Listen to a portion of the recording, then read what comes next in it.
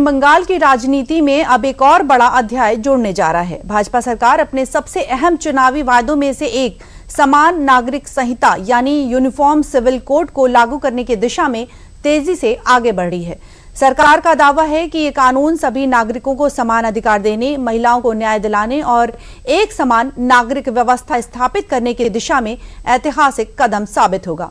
हालांकि इस प्रस्तावित कानून को लेकर सियासत भी अपने चरम पर है और एक ओर सरकार इसे सुशासन और सामाजिक न्याय का आधार बता रही है, तो वहीं दूसरी ओर विपक्ष इसे धार्मिक स्वतंत्रता और सांस्कृतिक पहचान पर हमला करार देते हुए विरोध में उतर आया है।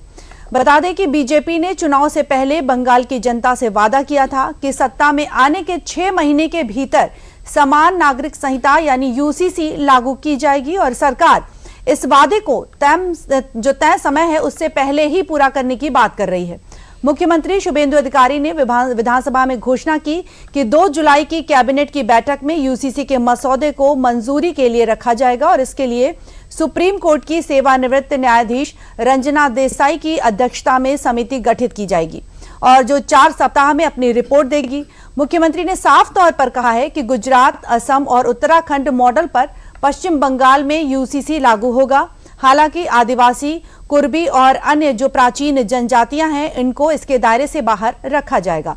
मुख्यमंत्री ने विपक्ष से भी समिति के समक्ष सुझाव देने की अपील की है, लेकिन 2 टूक ये भी कहा है कि पश्चिम बंगाल में यूसीसी लागू होगा और जरूर होगा। कैबिनेटे এই বিলের খসড়া অনুমোদনের জন্য আনতে চলেছি। আমরা এই বিলে source base and reading approach Gujarat uniform civil code bill 2026, the uniform civil code Assam 2026, the uniform civil code of Uttarakhand 2024 একে বেস করে আমরা ইউনিফর্ম সিভিল কোড বিল আনতে চলেছি, যেখানে এই রাজ্যে একটা আইন চলবে, ধর্মের ভিত্তিতে 2টো বিল চলবে না।